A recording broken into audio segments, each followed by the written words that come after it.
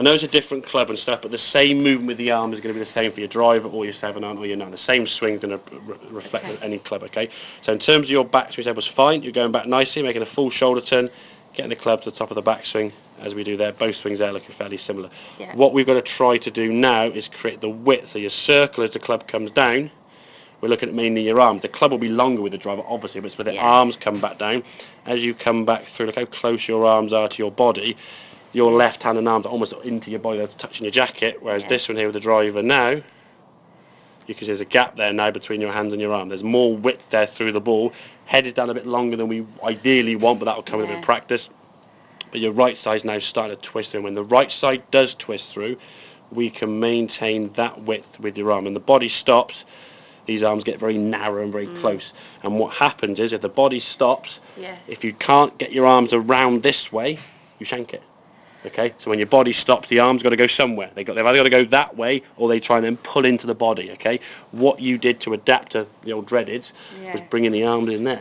Okay, which then gave you the sensation of swinging too fast because your arms is going whoosh around your body. Like that, the strike was weak and toey. Okay, and then it's slappy, and you're losing power. So you've lost distance, you're losing balance. It's squaring off all over the place. You think, well, what do I do? You try, do I slow it down because I'm losing balance? That loses more distance. Do I try to hit it hard? Oh, where'd you go? So you're getting a bit of a sort of mess, to be fair. Your brain's going, what's going on? You'll try too hard. Exactly, yeah. So we can just get that sensation from the top of that backswing, almost like you're trying to throw the club with your right arm. And as daft as it makes, I gave a lesson to a guy once, I said, okay, throw the club. Actually let the club go and throw it to target. Because when you do that, you then try and throw it this way rather than, you never throw a club just doing that, would you? No, you wouldn't. But when the ball's in the way, and again, with that drill there, when that T-peg was there, we took the ball out of the equation, and you whacked that T-peg, oh, didn't mean to do that, because your thought was hitting the T-peg, and oh, it got in the way. When the ball got there, the first few shots, you missed the T-peg, didn't you? Yeah.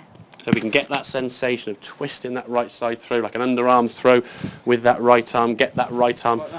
Exactly. When you do that, naturally, you can see when you do that, your arm finishes over your left shoulder, If you threw your body, if you did this and just did that, it would feel quite out of control. It feels jerky and snatchy and feels too quick. Exactly. So that's the sensation. But what happens? Exactly. It's a natural sort of sensation. Your arm will roll over.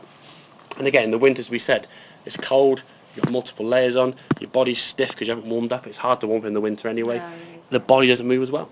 So the body sort of shuts down, you lose a bit of confidence, you don't want to swing so much, the arms then start taking over, it then creates that sort of situation where the ball's sort of going off there, you're topping it, you're losing distance. It's a practice thing, isn't it? Really? Yeah. Just get that, exactly. Almost like you're throwing the club with your right shoulder.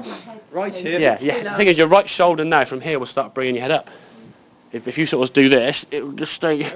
You get a bit stuck, because your right side is dominant, aren't you, or your left-handed? I am right. Yeah, exactly. So your right side is your dominant hand. So if you're going to throw a ball underarm, you throw it there with your right side. You wouldn't try and sort of stay down and stop here, and your arm then sort of come across your body. Because when your arm then whacks into your body, that felt too quick.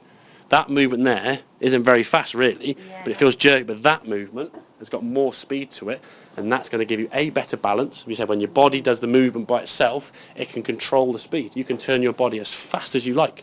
You don't lose your balance, do you? No. When your arms come into it, it pulls me over. Exactly. So I'm saying, if you're walking on the street and Adrian pulled your hand, you try to follow, you'd fall over. If you just turn on the spot yourself, you could turn as fast as you like. As long as you let your body do the work. But when you get cold, the body starts slowing down. When you lose confidence, the body starts slowing down. Exactly. And you get tired. Exactly. Make sense? Thank you very much.